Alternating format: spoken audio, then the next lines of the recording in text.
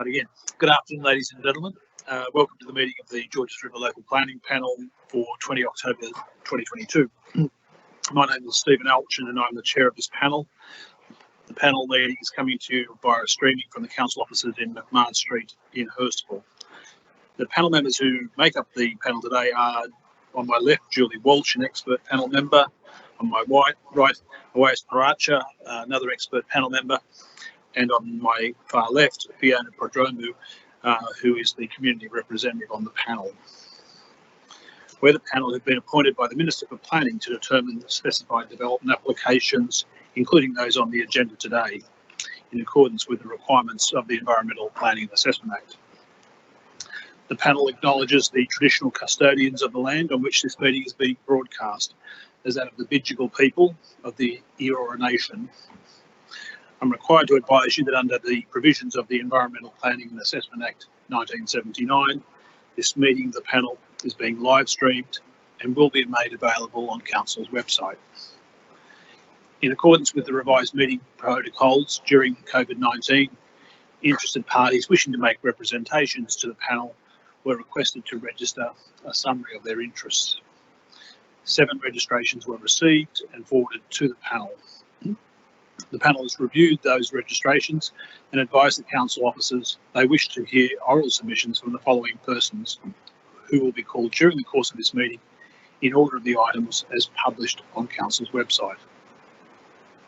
Those people are, and there are 4 of them for the development proposal at 5 Mona Street. They are Kerry Curtis, Ivana Zivkovic, Regina Hartley and Karen Chow.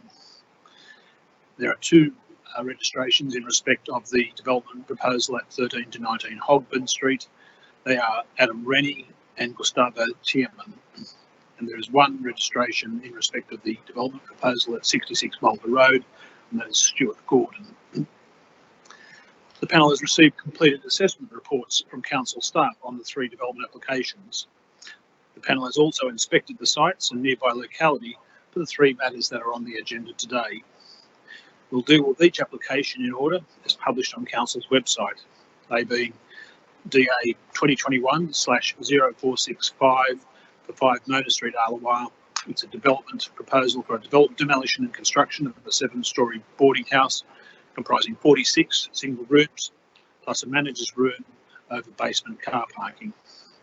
The second item is DA 2021/0405 at 13 to 19 Hogburn Street in Cogra. It's proposing alterations and additions to an existing mixed-use development. And the third application is modification of MOD 2022/0057 for a development at 66 Mulder Road in Oatley. It's modifying or seeking to modify consent number DA 2016/0035 and modification 2020/10153 for the demolition of existing structures and construction of a 2-storey childcare centre for 51 children with basement car parking. As required by the Local Planning Panel Code of Conduct, panel members are required to disclose any conflicts of interest in respect of any matters on the agenda for today's meeting.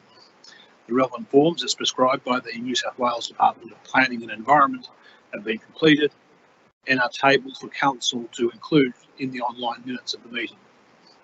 No panel member has disclosed any conflict of interest in any matter on today's agenda.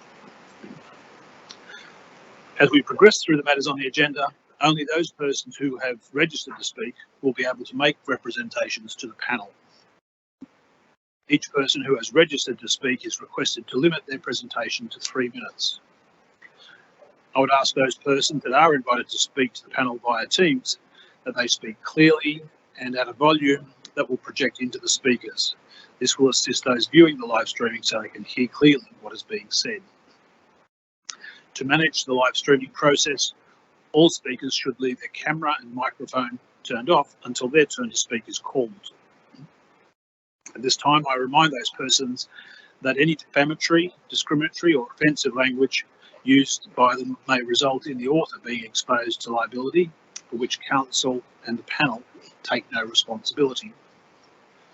Finally, once we've heard all of the oral submissions on a particular application, we'll move to the next application.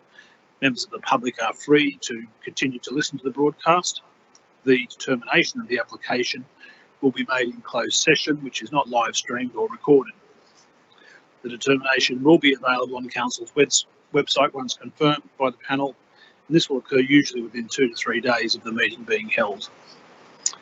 That's the end of my introductory statements. We'll now commence with the first item, which is the development proposal for the boarding house development at 5 Mona Street in Allawah. And the first person who has registered to talk to us is Kerry Curtis. Ms. Curtis, are you on the call?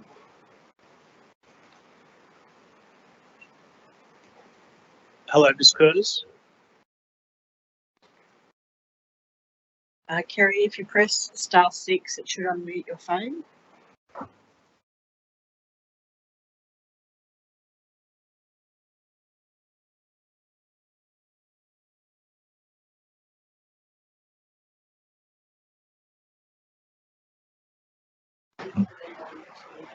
Yes, I might move to the next person wishing to address the panel. Ivana, are you on the call? Ivana Zivkovic. Hi, yes, I'm on the call. Thank you very much. Could you please let us know your thoughts about this matter? Look, firstly, thanks for the opportunity to speak. I really just want to reiterate what I submitted in my statement, which is just this concern about what I think is inadequate provision of off-street parking with the boarding house.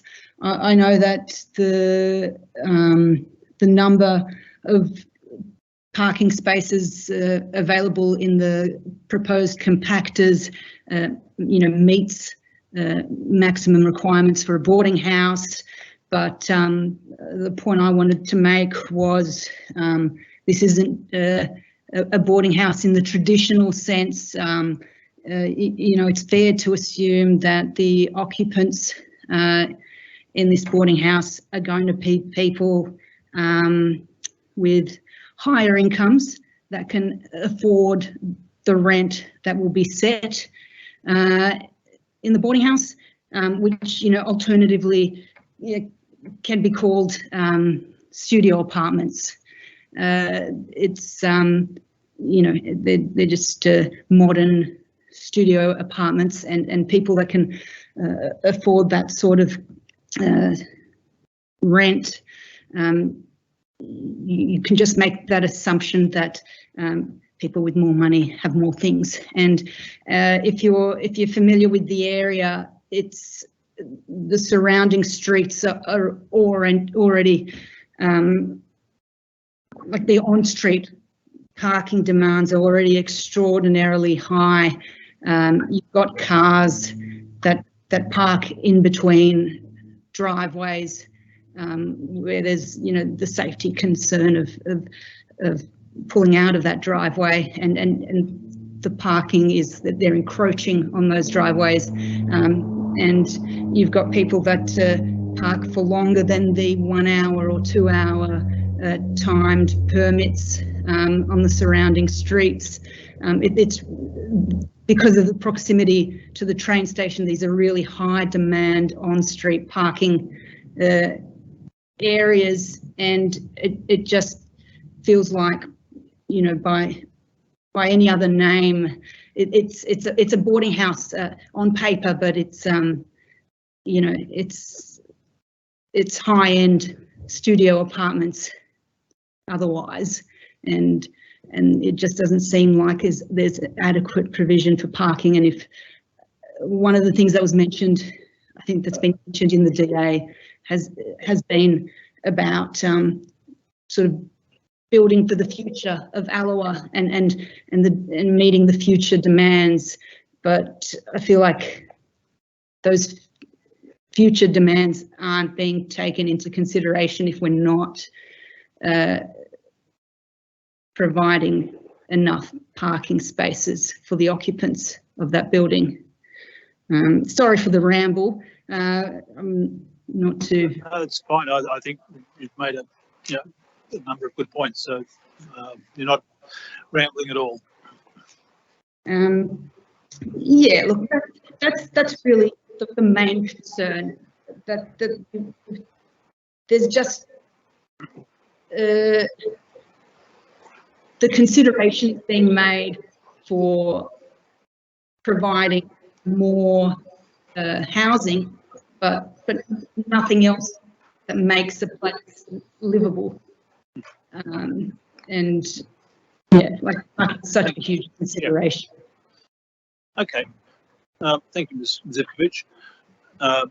Was there any other final point, or I'll move on to back to Kerry Curtis to see if she's available? I'm available. No further. Thank you for your time. Oh, thank you. Ms. Curtis, you've got the floor. Yes. Thank you.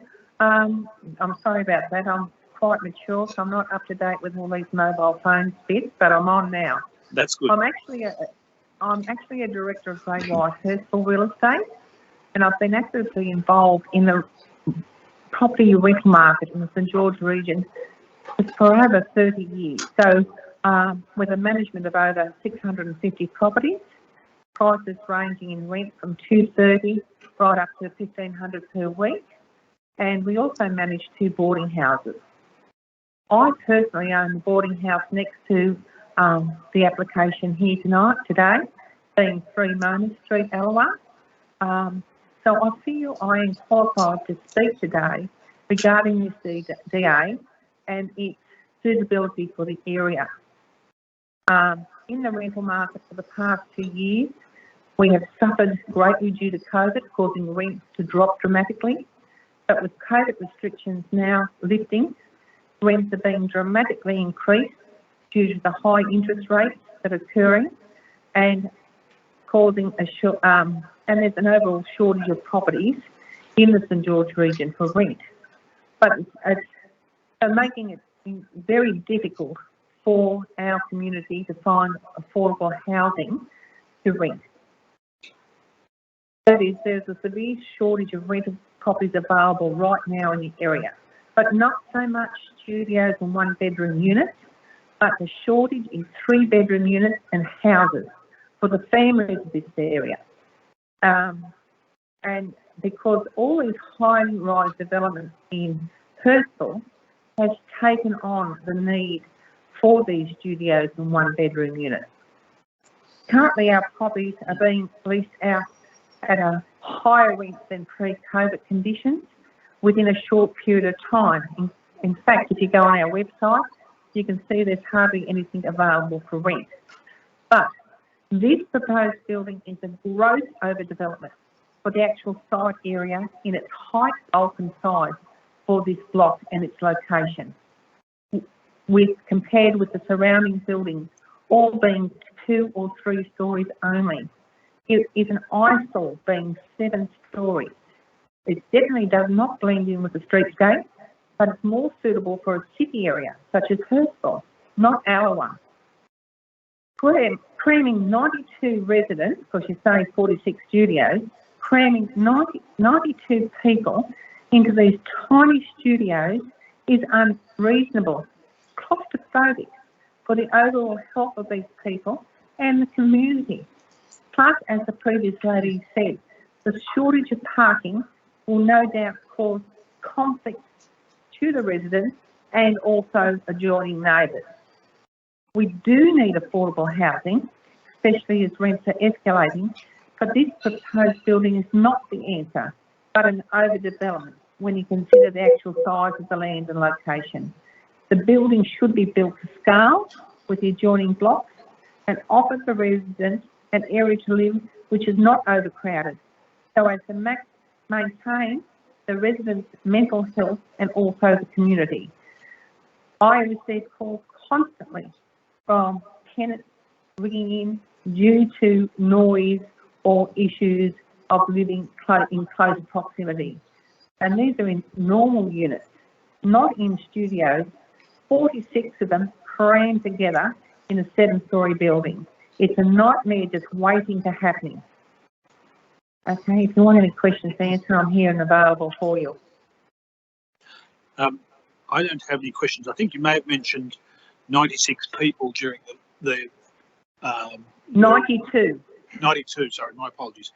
My understanding is from the application is that it's proposed to be limited to 47 plus the boarding house manager. That's the actual size of the studios. That's the size of the studios. But how many people can ordinarily reside within there?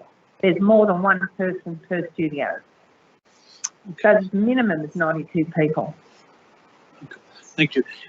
Like I have 16 studios next door, and I'm allowed to have 32 people live there. Okay. Thank you. Any questions from other members of the panel? No, there isn't.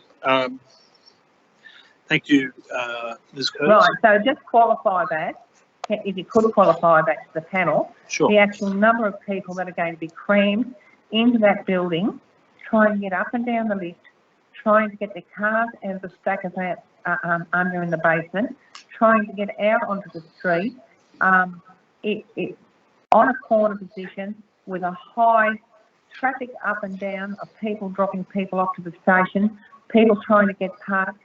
It's going to be a nightmare. Not only will it look ugly, it will be it needs to be in scale. Even the commercial buildings on Railway Parade, if you go to the streetscape, they're only 2 stories high. They go down higher at the back because of the steepness of the block. So basically, the whole area is only 2 and 3 story buildings. This is 7 stories. It's just too much. No, thank you very much, Ms. Curtis. Have to move on, I'm afraid, to the next speaker. That's fine. Thank you for letting me speak. No, thank you. You made some cogent points. To Ms. Hartley, are you on the call? Hi, yes, I am on the call. Thank you for the opportunity to speak. Conscious of the time, so I'll probably jump in because I'm really continuing on from the previous speakers. Yes, please proceed. Yeah, so I wanted to expand on what the previous speakers have said. So as we've just heard, it's actually a really steep location. So the impact of this building, even though it's proposed 7 stories, will actually feel more like 8 or 9 because it's a very steep incline. I live in 7 Mona Street, so our properties actually face onto Illawarra Road. So this building will actually completely overshadow us. So that will have a very detrimental effect on us. The other thing, continuing on from that, is it is completely out of character with the area, as has already been discussed. Sorry,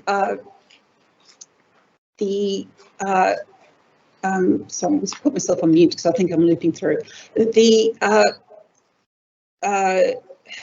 Like I'm not opposed to building, but the area itself, as we've heard, is only 2 to 3 stories high traditionally, and it is a family area. We have lots of families that live there. It's a really quiet area, and this building is not just in keeping with the rest of the community. It would have, I feel there's potential to have quite a negative impact given the volume of people that would now be living in that area, simply because what we've heard with the parking, we have real issues because we're actually really near a pub as well as the railway station. So for example, if there's a sporting event on, it is not unusual to have people parked in all the no stopping zones, so they're really close to the intersection, or parked across our driveway. I've literally gone out and said to people, why are you parking there? And they're like, oh, it won't be long. And they're just going off to the pub to watch the football game or something. So it's a really high demand parking area. The other issue is the actual corner of Mona Street and Illawarra Road is a really congested intersection, and we have car accidents there every week, and they're not to the extent where the police are called, but people cut along Illawarra Road to avoid Railway Parade, and then people fly down Mona Street, and because it's a hill and the fact that there are often people parked in the no stopping zones, the cars either way just don't see each other. So we probably need speed humps and to turn that street into a roundabout anyway because of the volume of traffic. Just on the existing volume of traffic, that change needs to be made to that intersection because it is a really dangerous intersection. Even in the last 6 weeks, the 2 stop signs that are there have been taken out by cars missing the corner. So yeah, it's got a record of, you know, really high accidents. So if you throw into the mix even just 27 other cars, and then, you know, you take into account all their visitors, if all those people there's 47 people, all have 1 visitor, you can imagine the amount of congestion on the street.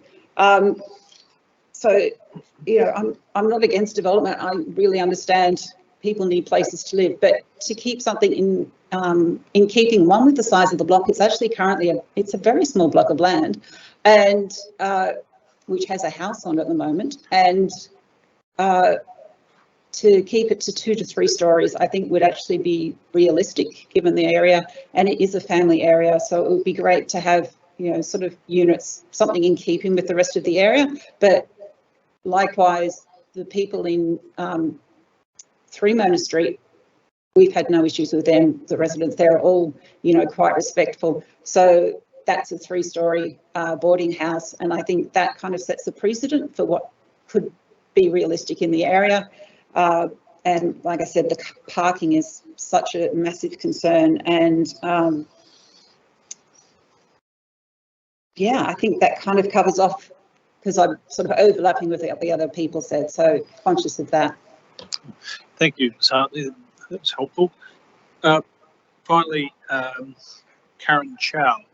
Can't recall whether I saw your initials on the screen. Are you available at the present time?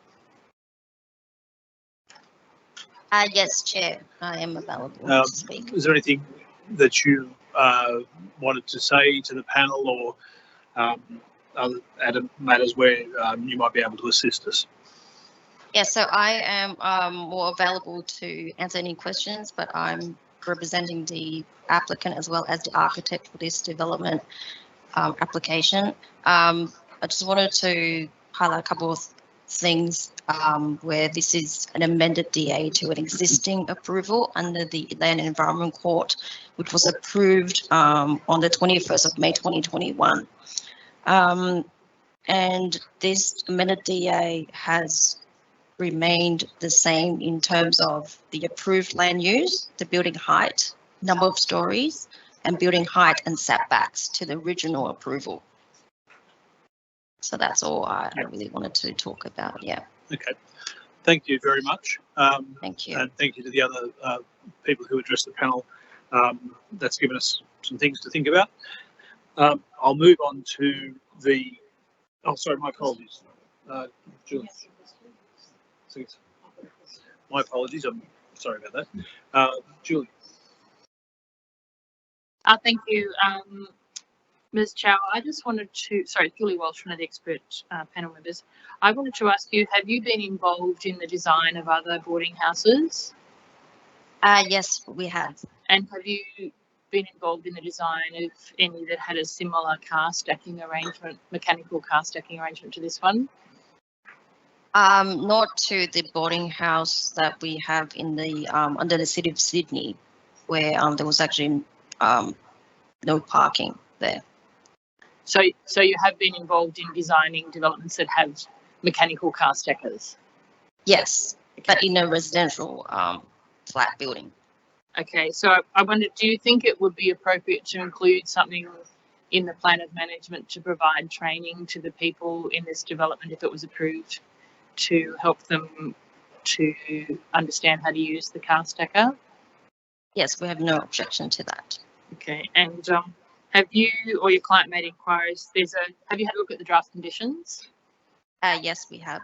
So have you or your client made inquiries about the availability of a company to service the car stacker on a 7-day-a-week, 24-hour-a-day basis?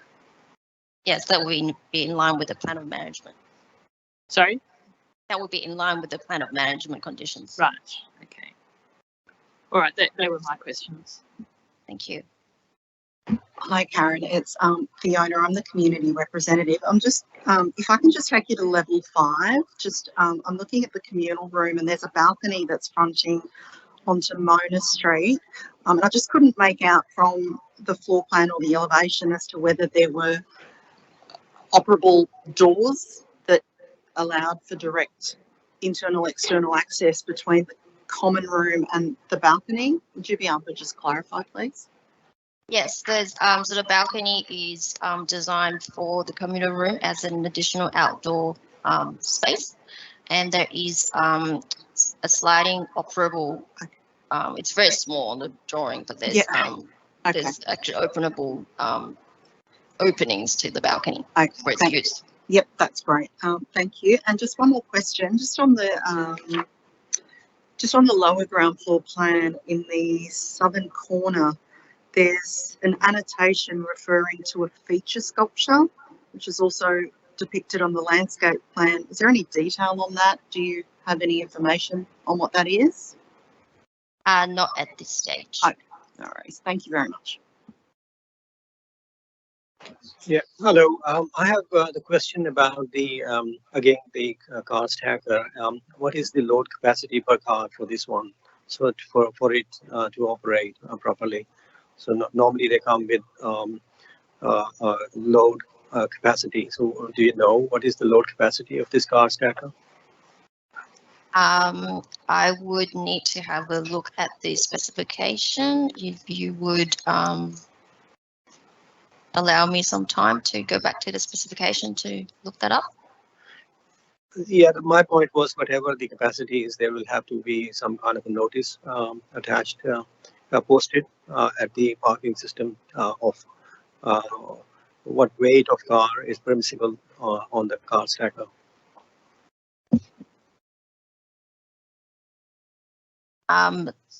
Apologies, I'm not understanding. So is that the capacity in terms of what capacity that you're referring capacity in terms of the weight of the car it can handle. The weight. Yes. Right. Okay. Let me. You could bear with me.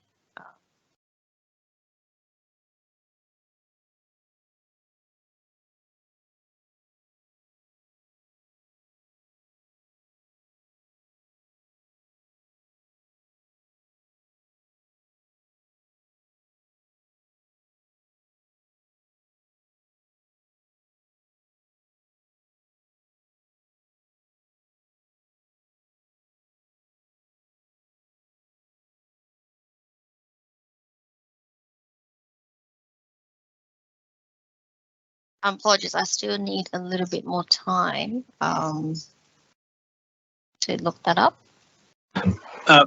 Ms. Chair, perhaps Yes. could you stay online and come back to us when you've found the relevant provisions and let us know. In the meantime, we'll proceed on to the next matter that's on the agenda. But when there's an opportunity, we'll bring you back in to answer the question. I had one question myself, actually, about the waste removal.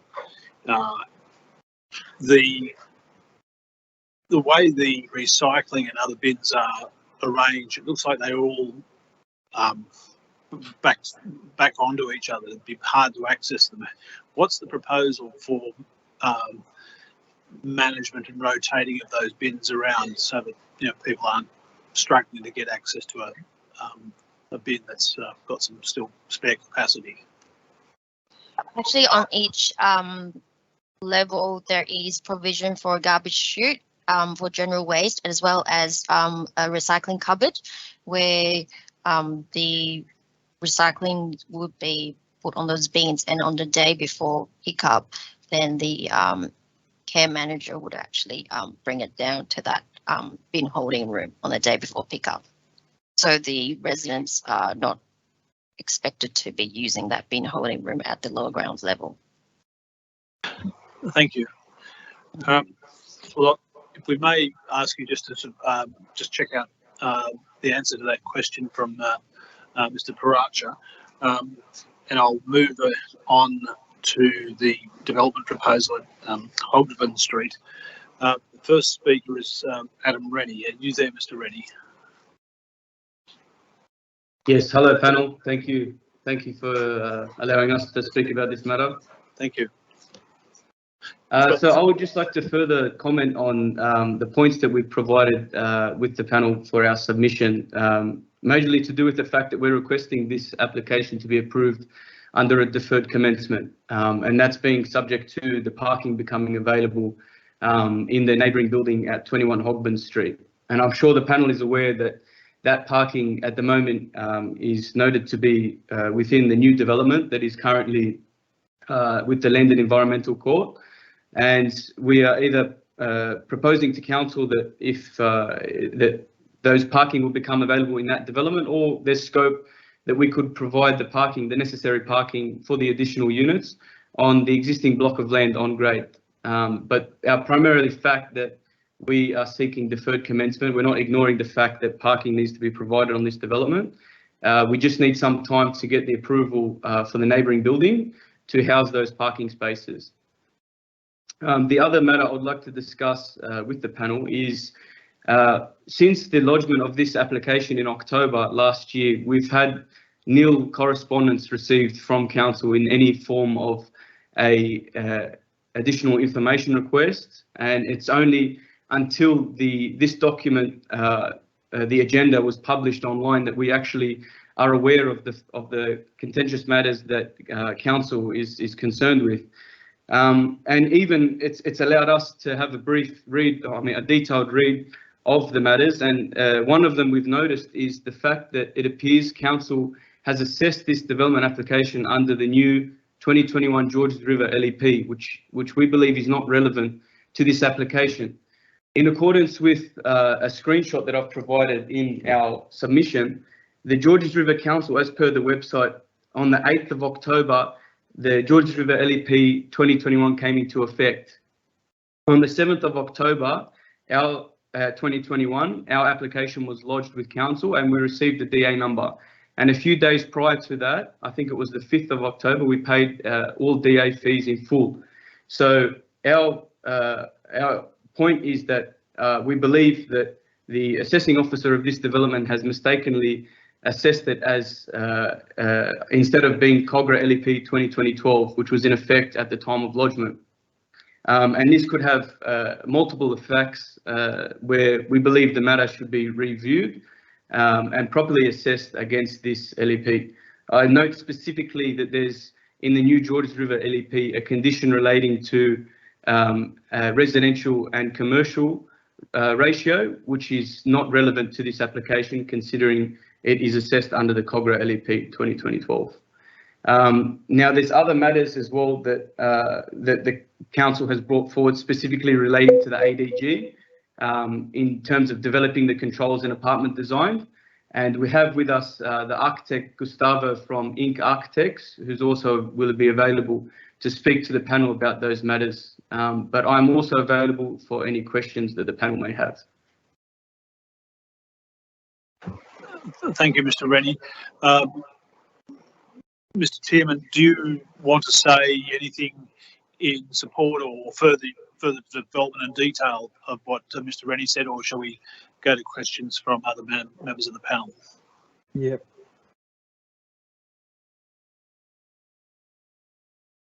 Good afternoon. Hello. Yeah, can you hear me clearly? Not terribly clearly, but you're coming through. Yeah. Yeah. Good afternoon, Mr. Chairperson, panel members. Thank you very much for giving me the opportunity to present some of the points that are more relevant. I understand you would have read our submission, had a review of all the drawings. So in essence, what we're doing with this development proposal is to add 5 additional units to the top of the building. It's an existing building. I think you're all familiar with the style and the construction form of that building. The proposal that we have put forward to council, and as previously discussed on previous meetings as well, is a proposal that it's in excess of the qualities of the building originally designed and approved by COGRA Council. The building has as every single project on our office has been treated not only to comply with minimum requirements by the apartment design guidelines, it tries to exceed as much as possible. So if we look in essence of this building, what we've done is 80% of the units are facing north. 80% of the units are cross-ventilated. And this is, as I said, in excess of the 70% of the cross-ventilation requirements by ADG, and 60% of cross-ventilated units. What we've proposed on this is literally try to incorporate better planning for this building, complying with all the details about solar access, natural ventilation, minimum ceiling heights, apartment design layouts, open space and balconies, storage, acoustic privacy, and roof design as per the controls of ADG. When we talk about the overall form of the building, again, we've taken the liberty to detract from the original concepts and from the original form and materiality of the building, considering that we're designing something in 2022 or 2021. So we think that the building should be of a fairly different nature, but addressing a contemporary style in also materials that are robust, low maintenance, and non-combustible. So we talk about something completely different to the original building. What we would like the panel to have a look at and ask any questions if they find relevant is that we didn't consider repeating the forms and the style of the original buildings because we didn't consider it appropriate for lifestyle of 2022. You can see that the amenity of the apartments is in excess of what's proposed. There's no issue with overshadowing considering the building's been recessed on 4 sides. Just trying to repeat a similar footprint to what was below in the existing building for obvious reasons in relation to current services, lifts, drainage, etc. So there's a large terrace that's provided on level 6, and then we set back the building further up. The roof form of the building, again, is very different to the roof form of the original proposal, and it tries to bring something a little bit more contemporary to the area. There's also a criticism at some point of lack of windows on the east and western side of the building. You would understand that the emphasis on trying to create a north-south control for a building like this is a more successful result from an environmental point of view. We're trying to avoid any issues of loss of privacy for neighbouring properties, but it's a style that's been approved by, been considered by all the rest of the developments in this area. You don't want to have people facing blank walls. You prefer they get an opportunity to open windows to private open space in the distance on the laneway as well as Auckland Street itself. So that pretty much summarizes the intent of the building. When we get to all the details that's been specified on this, I think Adam already mentioned that we've got some of the items that are probably not going to be relevant under the 2012 LEP. But as I said, apart from the parking issues, I think we comply with pretty much everything else. Thank you very much, panel. And if you've got any questions, I'm happy to respond to them. Thank you, Mr. Rennie. I've got 1 or 2 questions, but I'll first invite my fellow panel members, Fiona. Hi, I'm not sure who's best to answer this question. My name's Fiona, I'm the community representative. I just had a question about where the communal open space was. I noticed that the existing building, it said that in the report that there was no communal open space as existing, but none was also proposed. Is there someone that can provide some feedback on that as to why that is? Yeah, look, thank you for your question. Either myself or Gustavo could probably answer that. I mean, this is a pretty unique case where we're dealing with an existing unit block that was obviously developed in a stage that was pre-ADG times. And at the moment, the existing building benefits from much larger private open spaces than what's currently developed in our days. It was a block that was developed even with much larger units. So the existing tenants of the building enjoy those spaces within a private environment.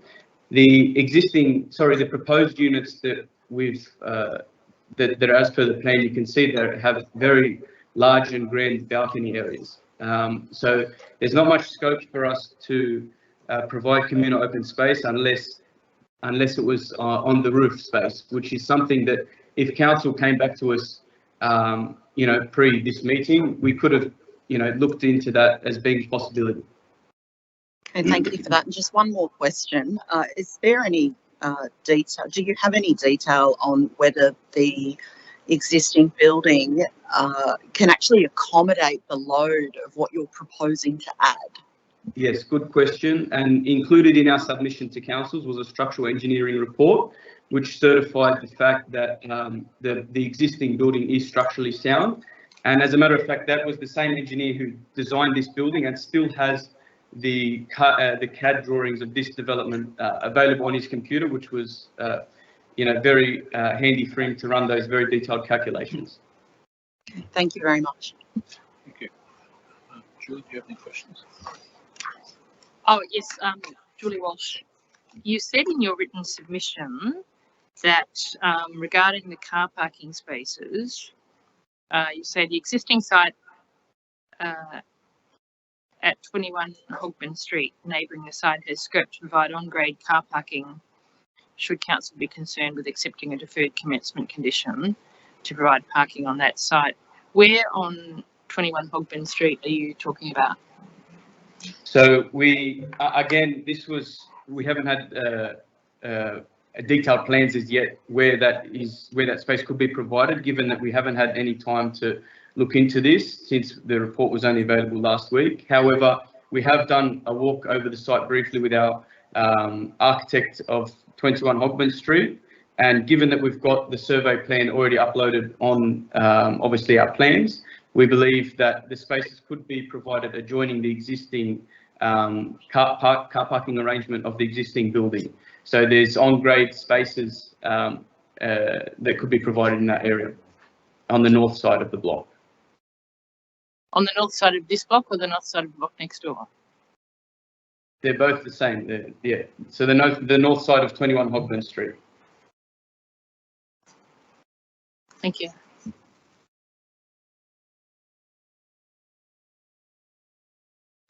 Can I add something to that answer by Adam as well, if I may? Please do.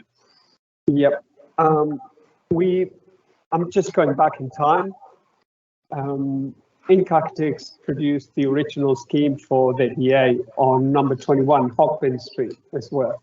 So what we were proposing when we had the pre-DA meetings with council is that we would submit the two DAs concurrently so they could be assessed in a matter where one is actually taking the additional load of parking for the other. So the fact that the scheme for 21 Hogben Street is currently in Land and Environment Court for assessment means that the approvals couldn't be done at the same time, but that was the original intention and as proposed by council. Thank you. Thank you. I have a question. I think, Mr. Rennie, you were saying your contention is that the application was lodged the day before the Georges River LEP came into effect, and that, in fact, the full development application fees were paid 2 or 3 days, I think it was, before that. Is that, am I correct in understanding that? Correct. Yes, yeah, correct. Okay. And if I recall correctly, the estimated value of the application was $750,000, I think it was. Correct, yes. That's, if I may, that seems a remarkably inexpensive bit of construction for 5 apartments. Yeah, Chair, look, if I may expand on that as well, the owner of 21 Hogben Street and the proposed units on top of 13 to 19 Hogben Street is the same. And the idea, again, what Gustavo was saying, the fact that these developments were supposed to be lodged simultaneously was also the same case in construction, that they would be constructed simultaneously. And what that does is significantly lowers the construction cost, considering, materials handling, is shared between both projects. And that's a major consideration how we've been able to keep the construction costs low. Thank you. I have one final question.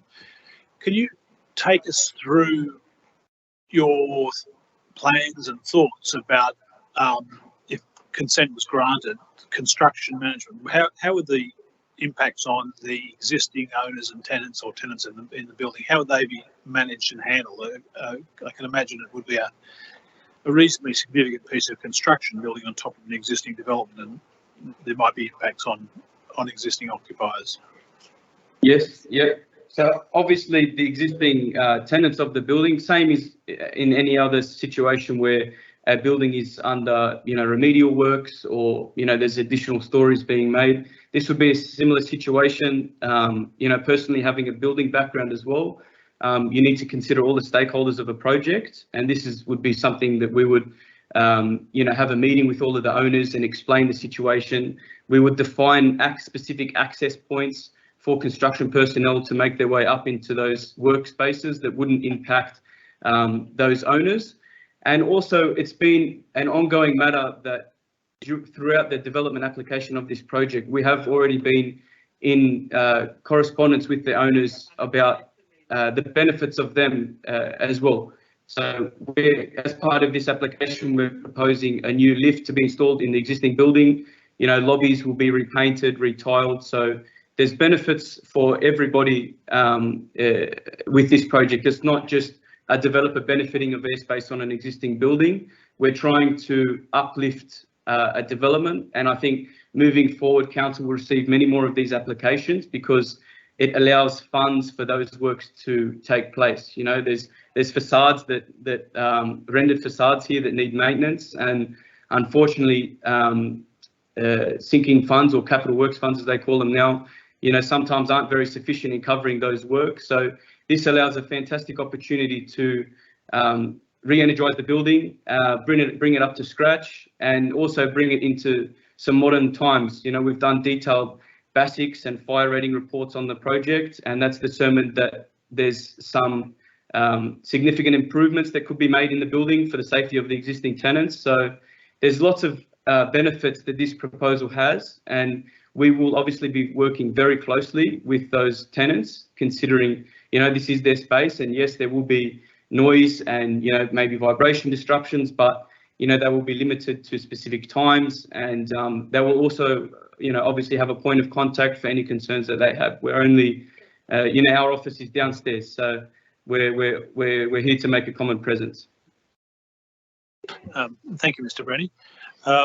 That's all of the questions, I think, from the panel on this matter. I'll return to Karen Chow on the development at Mona Street. Have you found an answer to Mr. Parach's question? Thank you. Yes, I have. So I've actually retrieved the letter that was submitted to council as a response to additional information request.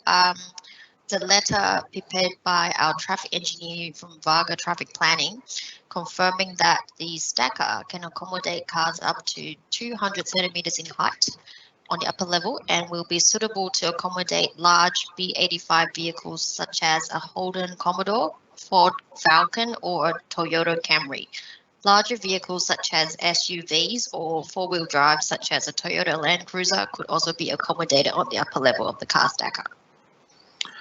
And that's an extract from the letter. Thank you.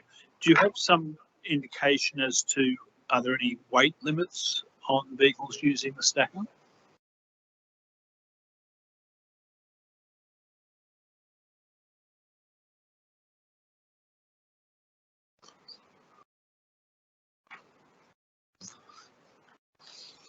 That I actually need to look that up.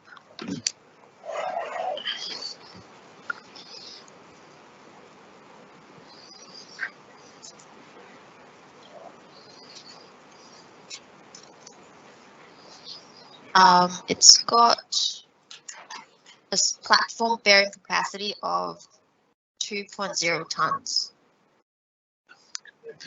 2,000 kilograms, yeah. Yep. Okay. Does that address your question?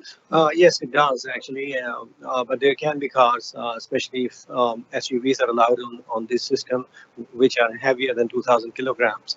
So probably there will have to be some kind of a warning for the people parking their cars that the limit of the system is 2,000 kilograms. Yes. Okay. Thank you, Ms. Chow. Thank you.